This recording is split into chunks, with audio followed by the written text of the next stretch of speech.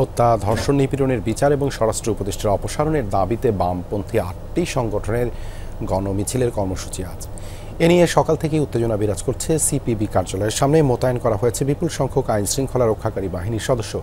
সেখানে আছেন সহকর্মী রাব্বি সিদ্দিকী। রাব্বি, এই মুহূর্তে সেখানকার সার্বিক পরিস্থিতি জানাবেন।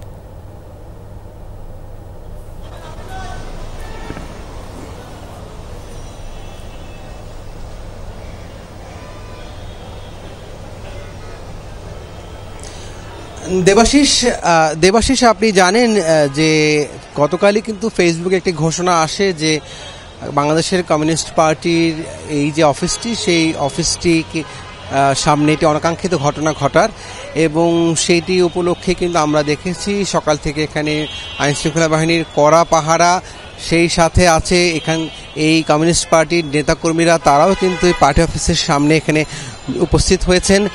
যদিও তাদের এটি পূর্ব ঘোষিত কর্মসূচি ছিল যে এখান থেকে তারা মিছিল নিয়ে তারা শহীদ মিনারের উদ্দেশ্যে যাবেন, কিন্তু সেই কর্মসূচিটি তারা করছে না। এখন বিকেল 4টার পরে তারা মিছিল নিয়ে, এই ধর্ষণ বিরোধী মিছিল নিয়ে তারা শহীদ মিনারের উদ্দেশ্যে যাবেন, এবং তার আগে তাদের যে দলীয় কর্মসূচি কালো পতাকা উত্তোলন, এবং সেই কর্মসূচি তারা এখানে খুব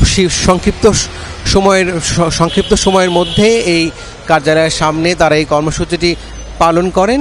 এবং আমরা দেখেছি যে আসলে এই সেনাবাহিনীর সদস্যরা তারাও কিন্তু এই কার্যালয়ের সামনের নিরাপত্তার জন্য তারা এখানে সজাগ আছেন। সেই সাথে বিপুল সংখ্যক গণমাধ্যম কর্মীদেরকে আমরা দেখেছি যে এই কমিউনিস্ট পার্টি অফিসের সামনে তারা উপস্থিত আছেন। সব মিলিয়ে একটা উত্তেজনা তৈরি হয়েছিল গতকালের এই ফেসবুকে, সোশ্যাল মিডিয়ায় যে ঘোষণা দেওয়ার পরপরই। সেই ঘোষণার পর আমরা দেখেছি যে আইনশৃঙ্খলা বাহিনী যাতে কোনো ধরনের কোনো অনাকাঙ্ক্ষিত ঘটনা না ঘটতে পারে সেজন্য তারা চেষ্টা করে যাচ্ছেন, এবং কমিউনিস্ট পার্টির নেতারা তারা বলেছেন যেহেতু জাতিসংঘের মহাসচিব বাংলাদেশ সফরে আছেন এবং এই সময়ে যে কোনো অনাকাঙ্ক্ষিত পরিস্থিতি যাতে না ঘটে সেজন্য তারা তাদের নেতাকর্মীদেরকে শান্ত থাকার আহ্বান জানিয়েছেন। আমরা দেখেছি যে এখন এখানকার পরিস্থিতি কিছুটা শান্তিপূর্ণ। দেবাশিস, ধন্যবাদ রাব্বি যুক্ত হবার জন্য।